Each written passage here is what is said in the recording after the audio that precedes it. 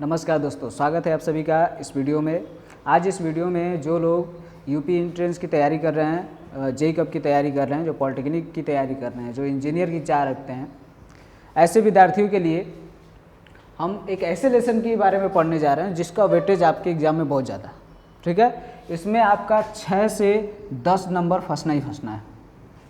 जो आपका वैद्युत धारा है, वैद्युत विभव, ठीक है, वैद्युत विभव, फिर प्रतिरोध भी आपका प्रतिरोध, फिर आपका चुंबकीय, चुंबक भी है, ठीक है ना, सेल है, चुंबकीय प्रेरणा है। ये ऐसे जो लेसन है, इन सभी लेसन से आपका 6 से 10 नंबर आना ही आना है। आपके फिजिक्स में कुल 25 नंबर में समझ लीजिए कि इसमें 40 to 45% का वेटेज है, ठीक है ना। 40 से 45% आपका इसमें आना ही आना है। तो इस लेसन को हम बड़े अच्छे से इसकी पहले थ्योरी देखेंगे, थ्योरी के बाद इसमें जिस टाइप के न्यूमेरिकल्स आते हैं उस न्यूमेरिकल्स को देखेंगे, ठीक है ना। तो चलिए शुरू करते हैं। सबसे पहले हम पढ़ेंगे विद्युत धारा के बारे में। विद्युत धारा है क्या?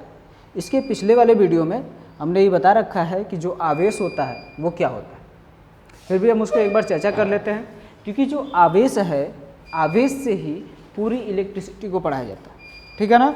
आवेश जो है आपका, इसको इंग्लिश में हम कहते हैं चार्ज, ठीक है, इसको इंग्लिश में हम कहते हैं चार्ज। यह जो आवेश है जब एक स्थान पर स्थिर रहता है, ठीक है, जब एक स्थान पर यह स्थिर रहता है तो इसके चारों तरफ की घटनाओं का जब हम अध्ययन करते हैं तो इसमें आकर्षण होता है, प्रतिकर्षण होता है, कूलाम का नियम होता है, और पिछली वीडियो में हमने बता रखा है, ठीक है ना।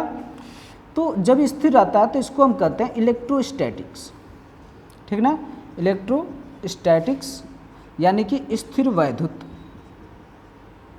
ठीक है। और जब यह आवेश एक समान वेग से, ध्यान दीजिएगा, एक समान वेग से गति करने लगता है, जब यही आवेश एक समान वेग से गति करने लगता है तब किसी चालक में, जिस चालक में गति कर रहा होता है उस चालक में धारा का प्रवाह होने लगता है, तब हम वहाँ पढ़ते हैं धारा, ठीक है। यह एक, इस आवेश के कारण ही धारा उत्पन्न होती है, इस आवेश के कारण ही ये आकर्षण प्रतिकर्षण जो आपके चारों तरफ का बल लग रहा है वो लगता है, ठीक है ना। इसी से आपका संधारित्र भी बनता है। तो आवेश को जानना बहुत ही जरूरी है। तो एक समान वेग से जब ये गति करेगा तो हम इसको पढ़ेंगे जिस शाखा में भौतिकी की, उसको हम बोलेंगे इलेक्ट्रोडायनेमिक, इलेक्ट्रोडायनेमिक यानी कि वैद्युत गतिकी, वैद्युत, कभी कभी इसको विद्युत भी कहते हैं, वैद्युत गतिकी, ठीक ना। और जब इसमें त्वरण होने लगेगा, त्वरण समझ रहे हैं, जब इसका वेग बढ़ने लगेगा, फिर बढ़ेगा घटेगा, अगर ऐसा असमान वेग से गति कर रहा है, जब इसमें त्वरण हो रहा है, त्वरण के साथ जब यह आवेश गति करने लगेगा तब यह अपने चारों तरफ ऊर्जा उत्पन्न करने लगेगा, ठीक ना, इलेक्ट्रोमैग्नेटिक फील्ड जनरेट करने लगेगा, तब हम पढ़ेंगे इलेक्ट्रोमैग्नेटिक वेव, ठीक है, इलेक्ट्रोमैग्नेटिज्म, जिसको हम बोलते हैं वैद्युत चुंबकत्व, वैद्युत चुंबकत्व। इस वीडियो में इन तीनों शाखा को, इलेक्ट्रोस्टैटिक्स, इलेक्ट्रोडायनेमिक्स और इलेक्ट्रोमैग्नेटिज्म, ये जो तीनों चीज़ें हैं भौतिकी की जो शाखाएं हैं, जिसमें से आपका कम से कम 50% मान लीजिए, 50% जो क्वेश्चंस फंसते हैं, चाहे आप ये पॉलिटेक्निक की तैयारी कर रहे हो, चाहे यूपीएसडब्ल्यू की तैयारी कर रहे हो बीटेक में एडमिशन लेने के लिए, चाहे 12th पास से बीटेक में एडमिशन लेना चाहते हो, चाहे हाई स्कूल से आप पॉलिटेक्निक में या फिर किसी भी इंजीनियरिंग शाखा में लेना चाहते हो, तो ये जो चैप्टर है, ये जो इलेक्ट्रिसिटी आपको पढ़ाई जा रही है, इसमें से आपका क्वेश्चन आना ही आना। और बहुत लोग इसमें फंस जाते हैं, इसलिए फंस जाते हैं क्योंकि उनको बेसिक थ्योरी नहीं पता होती। जब तक आपको बेसिक थ्योरी नहीं पता होगी तब तक आप उस क्वेश्चंस को एज्यूम नहीं कर पाओगे कि कौन सी चीज़ इसमें दिया हुआ है, किस फार्मूले को इसमें यूज़ करना है, ठीक है ना। तो चलिए आज हम सबसे पहले शुरू करते हैं इलेक्ट्रोस्टैटिक यानी कि स्थिर वैद्युत। ये पिछले वीडियो में हमने बता रखा है, लेकिन दोबारा इसको केवल एक इंट्रोडक्शन दे करके हम आगे वैद्युत धारा की तरफ बढ़ेंगे, ठीक है ना। तो चलिए आगे देखते हैं। हम शुरू करने वाले हैं इलेक्ट्रोस्टैटिक्स यानी कि स्थिर वैद्युत। इसका इंट्रोडक्शन देख लेंगे सबसे पहले। चूँकि पूरी घटनाएं जो हैं आवेश के कारण ही हो रही हैं, ठीक है ना, आवेश के कारण हो रही हैं, तो भाई आवेश को जानना जरूरी है ना। तो आवेश को देखते हैं। सबसे पहले जो आवेश है ये क्या होता है, सीधी सी बात है, दुनिया में सारी चीज़ें किससे बनी हुई हैं, परमाणु से बनी हुई हैं, ठीक है ना। जब परमाणु से बनी हुई हैं तो इस परमाणु की संरचना आप जानते हैं कि बीच में प्रोटॉन और न्यूट्रॉन रहते हैं, इसके चारों तरफ इलेक्ट्रॉन रहते हैं अपनी अपनी कक्षाओं में, ठीक है।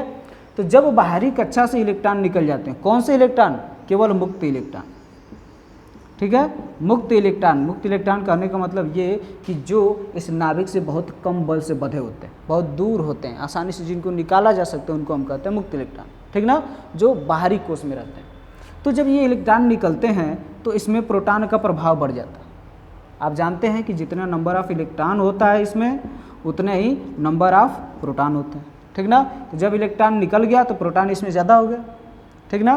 तो इसका प्रभाव बढ़ने के कारण ये जितने इलेक्ट्रॉन निकलते हैं उतने इलेक्ट्रॉन के बराबर इस पर धन आवेश आ जाता है, ठीक है। और जब इसके विपरीत जब किसी परमाणु में इलेक्ट्रॉन इसमें इंटर करते हैं तब क्या होता है, जब इसमें इलेक्ट्रॉन इंटर करेंगे तब क्या होगा, ये ऋण आवेशित होगा, ठीक है ना। ऐसी कुछ इनकी कहानी है।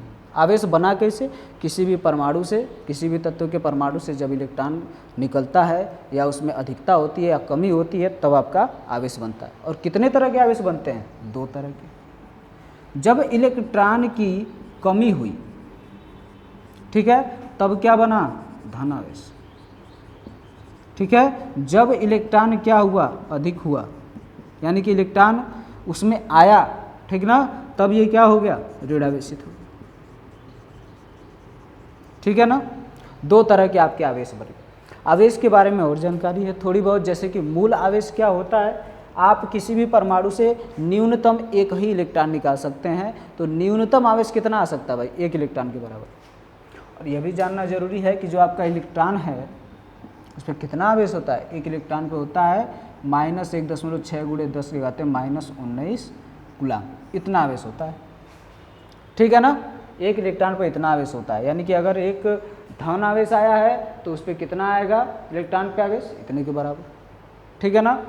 और देखिए ये जो इसकी वैल्यू है ये प्लस माइनस होती है, क्यों, ध्यान दीजिएगा कि जब इलेक्ट्रॉन इसमें से निकला, ठीक ना, तो इसमें प्रोटॉन का प्रभाव ज़्यादा हो गया। और प्रोटॉन पर भी आवेश कितना होता है, 1.6 × 10⁻⁻19 कूलम होता है। बस ये पॉजिटिव होता है और इलेक्ट्रॉन में ये क्या होता है, निगेटिव, ठीक ना। इसमें प्रोटॉन का प्रभाव ज़्यादा हुआ इसलिए आवेश आया, ठीक है। लेकिन ये घटना तभी घटी जब इलेक्ट्रॉन निकला। आवेश बनने की जो क्रिया है वो पूरी तरह से इलेक्ट्रॉन पर निर्भर है, क्योंकि प्रोटॉन को निकाला नहीं जा सकता, ठीक है ना। तो जब इलेक्ट्रॉन निकलते हैं तो प्रोटॉन का प्रभाव अधिक होने से ये धनात्मक आवेश आता है। 1 इलेक्ट्रॉन निकला तो इतना आवेश आया, ठीक है। अगर 1 इलेक्ट्रॉन इसमें आया तो कितना आवेश आया, -1.6 × 10⁻⁻19 कूलम आवेश, ठीक है ना। इतनी बात समझ में आई। तो ये तो हो गई आवेश की बात, कैसे बनता है। और मूल आवेश आपका जो है, मूल आवेश का मतलब कि सबसे न्यूनतम आवेश जो है वो है इलेक्ट्रॉन। बहुविकल्पी में आपसे ऐसे पूछ सकता है, ABCD ऐसे ऑप्शन दे देगा और पूछेगा कि मूल आवेश इसमें से कौन है, ठीक ना। तो मूल आवेश अगर ऐसा ऑप्शन देता है 1.6 × 10⁻⁻19 कूलम, अगर ऑप्शन दे देता है कि +1.6 × 10⁻⁻19 कूलम, अगर दे देता है +-1.6 × 10⁻⁻19 कूलम, और उसके बाद दे देता है नॉन ऑफ दीज। तो इसमें से अगर पूछता है कि मूल आवेश क्या है, ठीक है, तो मूल आवेश होगा आपका C वाला, ना कि ये और ये। क्यों, इसलिए क्योंकि एक परमाणु से 1 इलेक्ट्रॉन निकल भी सकता है और 1 इलेक्ट्रॉन उसमें आ भी सकता है, ठीक है ना। तो ये निश्चित नहीं होता है कि वो प्लस है कि माइनस है। मूल आवेश जो होता है वो ±1.6 × 10⁻⁻19 कूलम, ठीक है।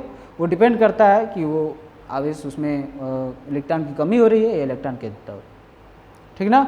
इतनी बात समझ में आई। वैसे इस सारी चीज़ों को हमने अपने पिछले वीडियो में समझा रखा है, ठीक है ना। चलिए आगे देखते हैं इसी आवेश के बारे में थोड़ा सा। हम बढ़ते हैं धारा की तरफ। देखिए जो आपकी वैद्युत धारा होती है ये चालक में प्रभावित होती है। तो हमें चालक भी जानना पड़ेगा, जिसमें इसका प्रवाह होता है, धारा बहती है, किसमें बहती है? चालक में। ठीक है, तो इन चालक को देखने के साथ साथ हम इसको भी देख लेते हैं। चालक, अर्धचालक, ठीक है, अचालक, ठीक है, अधिचालक, इतने चालक हो गए, है ना। जो अचालक होता है ये इंसुलेटर होता है, इंसुलेटर इसको बोलते हैं। इसमें विद्युत का प्रभाव होता ही नहीं, ठीक है ना। ये ऐसा होता है कि इसके बाहरी कोश में इलेक्ट्रॉन जो है वो मुक्त नहीं होते। ये होता है आपका अचालक। एक होता है चालक, कंडक्टर, इसको बोलते हैं कंडक्टर, ठीक है ना। एक होता है आपका अर्धचालक, इसको बोलते हैं हम सेमी कंडक्टर। एक होता है अधिचालक, इसको बोलते हैं हम सुपर कंडक्टर, सुपर कंडक्टर, ठीक है ना। सबकी अपनी अपनी कहानी है, हम फिर से इनकी कहानी दोहराते हैं। देखिए होता क्या है कि जो धारा है ये इलेक्ट्रॉन के प्रवाह के कारण प्रवाह से प्रवाहित होती है, ठीक है। अभी इस बात को हम समझाएंगे। बस इतना जानिए कि जब इसमें से इलेक्ट्रॉन निकल सकता है किसी तत्व के परमाणु में से, तभी उसमें इलेक्ट्रिसिटी का फ्लो होगा, ठीक है ना। अगर नहीं निकल सकता है तो नहीं होगा, ठीक है। अब आगे देखिए कि जब इस परमाणु में नाभिक के बाहर जो इलेक्ट्रॉन हैं ऐसे, जब ये मुक्त होने लायक रहेंगे, मुक्त इलेक्ट्रॉन रहेंगे, मतलब जिनको आसानी से निकाला जा सकता है, तभी तो इसमें इलेक्ट्रिसिटी का फ्लो होगा, नहीं तो नहीं होगा। तो कुछ ऐसे तत्व हैं जैसे कि आपका नियान हो गया, ठीक है, आर्गन हो गया, तो जो उदासीन है पूरी तरह से, इनके आखिरी कोश में 8 इलेक्ट्रॉन है ना। तो ये पूरी तरह से उदासीन है, इनको ना किसी को देना है कि इलेक्ट्रॉन ना लेना है, पूरी तरह से स्थायी हो चुके हैं। तो ऐसे तत्वों में इलेक्ट्रिसिटी का फ्लो नहीं होता, ठीक है। कुछ स्पेशल केसेस होती हैं, लेकिन सामान्य तौर पर जो उदासीन होते हैं, जिनका कोश पूरी तरह से भर चुका होता है, उसमें आवेश का प्रवाह नहीं होता, ठीक है ना। अच्छा, जिनमें मुक्त इलेक्ट्रॉन रहेंगे उसी में आवेश का प्रवाह होगा, ठीक है। तो कुछ ऐसे पदार्थ होते हैं जिसमें मुक्त इलेक्ट्रॉन होते हैं, ठीक है, जैसे आपका आयरन हो गया, कॉपर हो गया, गोल्ड हो गया, है ना, एल्युमिनियम हो गया। इसमें क्या है? मुक्त इलेक्ट्रॉन है। जैसे Cu है तो इसमें 2 इलेक्ट्रॉन ये त्याग सकता है ना। जैसे एल्युमिनियम है ये 3 इलेक्ट्रॉन त्याग सकता है, ठीक है। तो इसमें से इलेक्ट्रॉन त्यागने की जिसमें प्रकृति होती है, जिसमें मुक्त इलेक्ट्रॉन होते हैं, उसे हम कहते हैं चालक। मुक्त इलेक्ट्रॉन होने की वजह से ही वो चालक है, उसमें इलेक्ट्रिसिटी का फ्लो होगा। सीधा कंसेप्ट जानिए, या तो आप परिभाषा के अनुसार चलेंगे तो चालक किसे कहते हैं? जिसमें विद्युत का प्रवाह होता है उसको हम कहते हैं चालक, और जिसमें विद्युत का प्रवाह नहीं होता है उसको हम कहते हैं अचालक। सीधी सी बात। अब प्रवाह क्यों होता है? मुक्त इलेक्ट्रॉन के कारण। क्यों नहीं होता है? मुक्त इलेक्ट्रॉन नहीं है इसके कारण, ठीक है। तीसरी बात देखते हैं। तीसरी बात में क्या कहा गया? अर्धचालक की क्या कहानी? अर्धचालक की कहानी ये है कि ये सामान्य अवस्था में, सामान्य अवस्था मतलब सामान्य ताप दाब पर यह जो अर्धचालक होते हैं इनमें इलेक्ट्रिसिटी का फ्लो नहीं होता, ठीक है ना। इसमें इलेक्ट्रिसिटी का फ्लो नहीं होता, लेकिन जैसे इनका टेम्परेचर बढ़ाया जाता है, ठीक ना, एक निश्चित ताप पर इनमें विद्युत का प्रवाह होने लगता है। होता क्या है कि जब इस मेटल को गर्म किया जाता है तो इसके परमाणु के किनारे जो इलेक्ट्रॉन है इसकी ऊर्जा बढ़ जाती है। जैसे ही इसकी ऊर्जा बढ़ती है इसमें से निकल जाता है, लेकिन जब तक ताप इसको नहीं दिया जाता है तब तक इसे निकलता नहीं है, इसी में रहता है, तब तक ये पूरी तरह से अचालक का काम करता है, ठीक है ना। लेकिन जब इसका ताप बढ़ाया जाता है तो इसकी जो इलेक्ट्रॉन जो इसमें नहीं निकल रहे थे वो इलेक्ट्रॉन इसमें से मुक्त होने लगते हैं, जिससे इसमें विद्युत धारा का प्रवाह होने लगता है, ठीक है ना। यही इसकी कहानी है। तो सामान्य ताप दाब पर इसमें धारा का प्रवाह नहीं होता है, लेकिन जब इसका ताप बढ़ाया जाता है एक निश्चित ताप पर जाकर के इसमें प्रवाह होने लगता है, ठीक है ना। तो ये बोलते हैं इसको हम अर्धचालक, जो पूरी तरह से चालक भी नहीं है और जो पूरी तरह से अर्धचालक भी नहीं है, जिसमें चालक का भी गुण है और अचालक का भी गुण है, तो उसको हम कहते हैं अर्धचालक, ठीक है, इन दोनों के बीच वाला।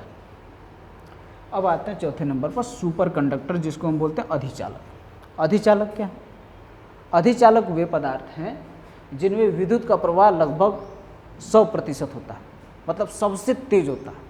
ठीक है, जैसे आपका गोल्ड आ गया, ठीक है ना, EU आ गया, AG आ गया, चांदी आ गया, ठीक ना। तो ऐसे कुछ मटेरियल हैं जिसमें अधिचालक उनको हम कह सकते हैं, क्योंकि उसमें इलेक्ट्रिसिटी का फ्लो बहुत ही अच्छे से होता है, आसानी से होता है, ठीक ना। इसमें मुक्त इलेक्ट्रॉन अधिक पाए जाते हैं। ठीक है, आई बात आपके समझ में। तो 4 तरह के चालक हो गए। अब देखिए इनमें आपकी विद्युत कैसे बहती है, इस चीज़ को हम समझते हैं। चलिए देखते हैं इसको, विद्युत का प्रवाह कैसे होता है। ये तो थी कुछ सामान्य जानकारी। अब आते हैं धारा। धारा, इसकी अगर परिभाषा देखी जाए तो इसमें ये कहा गया है कि किसी चालक में आवेश की प्रवाह की दर को विद्युत धारा कहते हैं। ठीक है, किसकी प्रवाह की दर की बात हो रही है? आवेश की दर की बात हो रही है, समय दर की बात हो रही है यहाँ पे, ठीक ना। उसकी समय दर को कहते हैं, बटे में यहाँ पे लिखते हैं समय।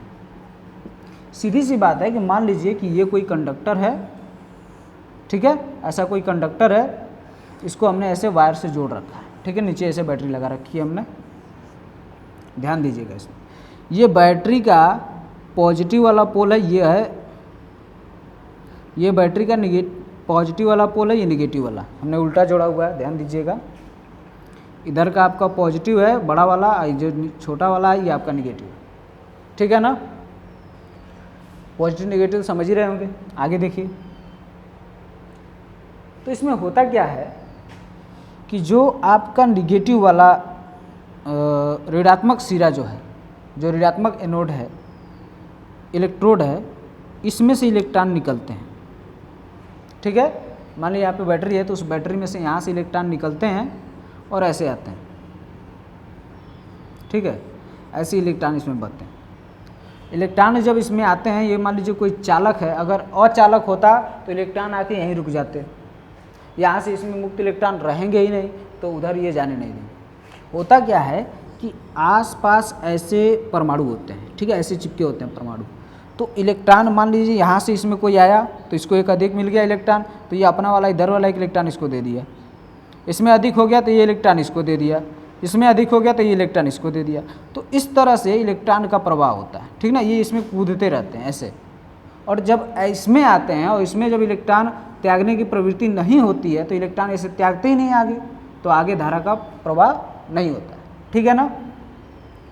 तो अभी के लिए ऐसे इसमें धारा इलेक्ट्रॉन बहते हैं, ठीक ना, अभी इलेक्ट्रॉन ऐसे बह रहे हैं, ऐसे इसमें इलेक्ट्रॉन जाएंगे। अगर ये चालक है तो इसमें जो परमाणु हैं इसमें ये घुस जाएंगे यहाँ पे, और यहाँ से कूद जाएंगे इसमें, यहाँ से फिर कूदेंगे इसमें, और इसी परमाणु में बहुत सारे फ्री इलेक्ट्रॉन हैं, तो ऐसे इलेक्ट्रॉन कूदते कूदते इसमें निकल के आके धन सिरे में आ जाएंगे। ठीक है, अब यहाँ धारा कहाँ गई? धारा जो होती है आपकी वो धन से ऋण की तरफ चलेगी। धन से ऋण की तरफ किसका प्रवाह होगा? धारा का, जिसको हम I से प्रदर्शित कर रहे हैं। ठीक है, धारा का प्रवाह किधर से होगा? धन से। ऐसा भी बहुकल्पी में पूछता है, धारा का प्रवाह जो होता है आपका किधर से किधर को है? धन सिरे से ऋण की तरफ। जबकि इलेक्ट्रॉन का प्रवाह किधर से किधर से है? ऋण से धन की तरफ। आ रही है बात समझ में? इस चीज़ को याद करने का सबसे आसान तरीका ये है कि जो आपका ऋण सिरा है, ऋणात्मक सिरा है, ऋणात्मक ये तभी हुआ जब इसमें इलेक्ट्रॉन की संख्या ज़्यादा थी, और ये धनात्मक तभी हुआ जब इसमें इलेक्ट्रॉन की संख्या कम थी। अभी हमने आपको बताया कि जो आवेश होते हैं, अगर धनात्मक आवेश है तो उसमें से इलेक्ट्रॉन निकला हुआ है, उसमें इलेक्ट्रॉन की कमी है, लेकिन जब ऋणात्मक आवेश है तो उसमें इलेक्ट्रॉन अधिक है। तो भाई इलेक्ट्रॉन उसी में से निकलेगा ना जिसमें इलेक्ट्रॉन अधिक है, तो ऋणात्मक वाले सिरे से निकलेगा ऐसे। और इतना है, बस याद रखना है कि जिधर कोई इलेक्ट्रॉन बहेंगे उसके जस्ट अपोजिट जो होगा आपका धारा बहेगी। ठीक है, इलेक्ट्रॉन के प्रवाह के विपरीत आपकी धारा बहती है। अब देखिए, हम कहते हैं कि यदि t सेकेंड में 4 इलेक्ट्रॉन गए, मान लीजिए n इलेक्ट्रॉन गए, ठीक है ना, n इलेक्ट्रॉन गए, n इलेक्ट्रॉन इसमें प्रवाह हुआ इनका, तो इसमें धारा का मान कैसे निकालेंगे, कितनी धारा इसमें बह रही।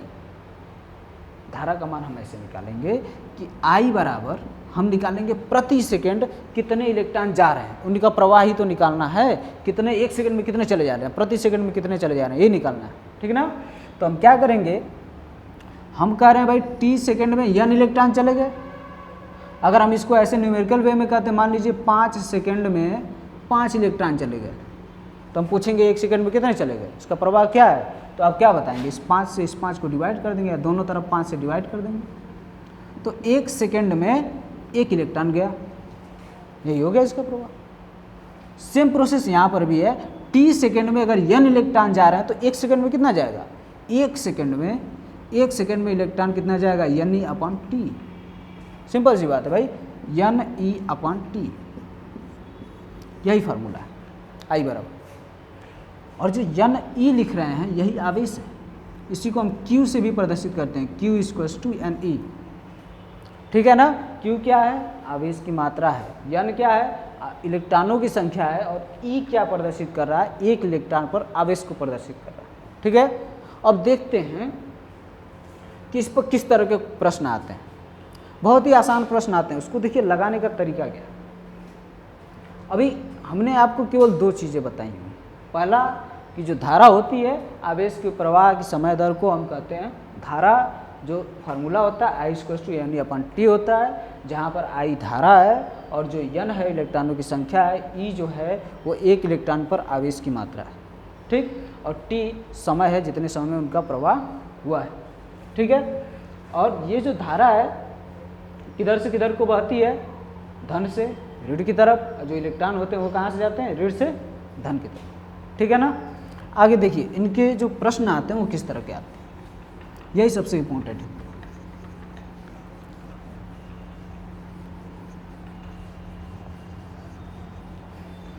देखिए सबसे पहले प्रकार का जो आपका प्रश्न है वो इस तरह से आता है कि आपसे पूछ देगा कि किसी चालक से, ठीक है, किसी चालक में कह लीजिए, किसी चालक में 4 सेकंड में किसी चालक में ऐसे पूछ देगा, किसी चालक में A से B की तरफ 4 इलेक्ट्रॉन जाते हैं, ठीक है, 4 इलेक्ट्रॉन जाते हैं कितने समय में, 4 सेकंड, मान लीजिए ऐसे कर दिया, 5 सेकंड में कर दिया, ठीक है। 4 इलेक्ट्रॉन किसी चालक में A से B सिरे तक 5 सेकंड में पहुंच जाते हैं, तो पूछता है कि उसमें कुल धारा कितनी होगी, ठीक है। तो इसमें क्या दिया हुआ है, पॉइंट दिया हुआ है, A से B की तरफ जा रहे हैं, पहली चीज़ कितने जा रहे हैं, N कितना है, 4 इलेक्ट्रॉन जा रहे हैं, ठीक है ना।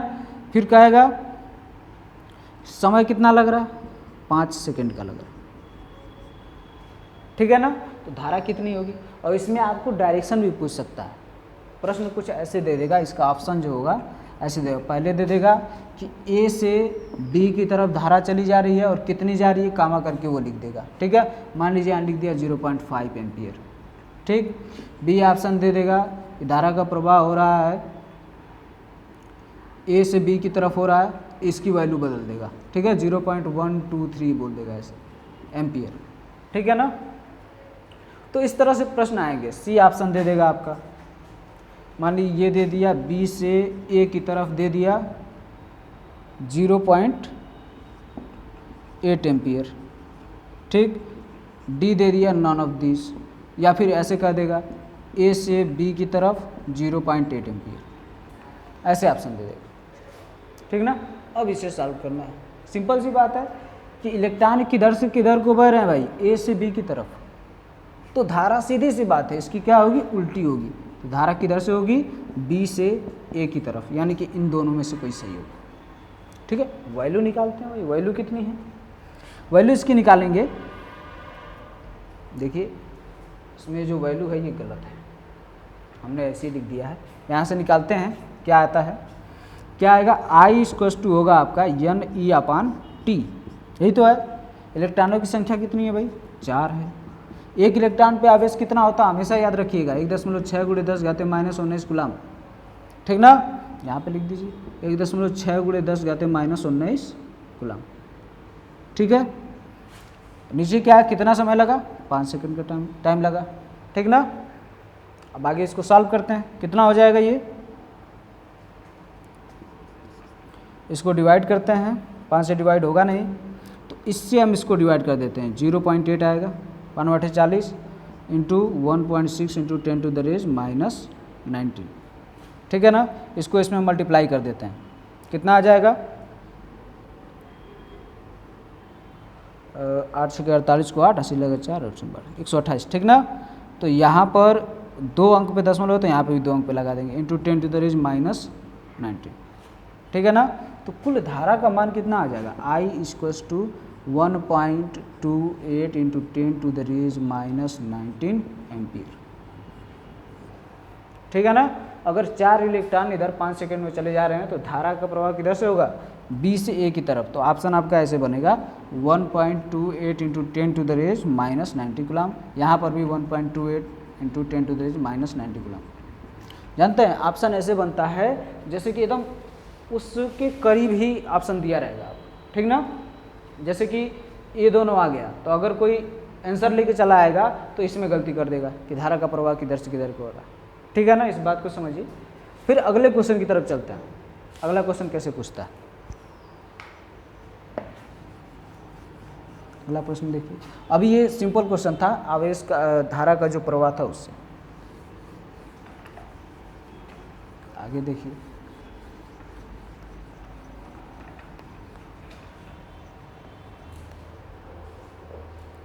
एक प्रश्न ऐसे भी बन सकता है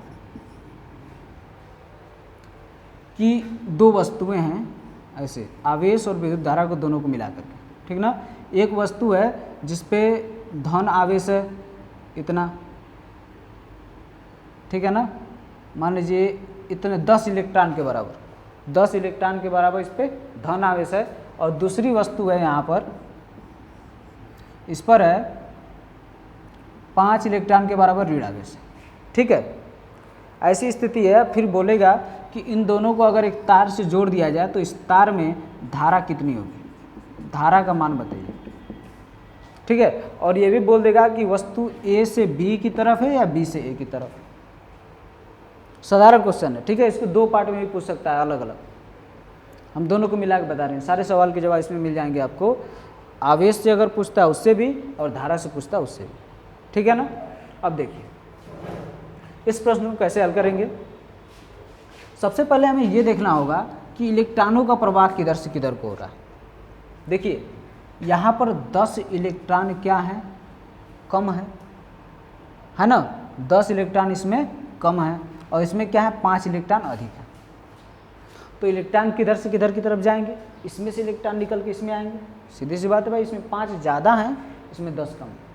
और इसमें आवेश का प्रवाह जो है तब तक होता रहेगा जब तक इसमें दोनों तरफ आवेश बराबर ना हो जाए, ठीक ना। तो इसमें एक और चीज़ आपको दी होगी कि इनका जो आवेश है, ये दोनों वस्तुएं पे आवेश जो है, आवेश बराबर हो जाता है, ठीक है। अगर दे देता है यहाँ पे 10 सेकंड में ऐसे, ये कहेगा कि पहले इस पे आवेश इतना था, इस पे आवेश इतना था, जैसे ही हमने इसको तार से जोड़ा वैसे ही 10 सेकंड के अंदर अंदर इन दोनों पे आवेश बराबर हो गया, या फिर ये उदासीन। तो जो आपका जब तक कि ये दोनों तरफ बराबर हो जाएंगे तब तक का 10 सेकंड का टाइम लगा जा रहा है, ऐसा कर रहा है, ठीक है ना।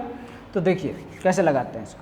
हमको ये पता है कि इलेक्ट्रॉन इधर से इधर की तरफ जाएंगे, कैसे, क्योंकि इसमें इलेक्ट्रॉन की संख्या ज़्यादा है 5 और इसमें 10 कम है, ठीक है। तो कितने इलेक्ट्रॉन जाएंगे ये भी हमको निकालना है, तो वो देख लेते हैं भाई। देखो जब तक दोनों तरफ आवेश की मात्रा बराबर नहीं हो जाएगी तब तक इसमें इलेक्ट्रॉन इधर जाते रहेंगे। तो देखिए दोनों तरफ आवेश की मात्रा निकालनी है तो हम दोनों को ऊपर ऊपर जोड़ देंगे, 10 इलेक्ट्रॉन इधर पे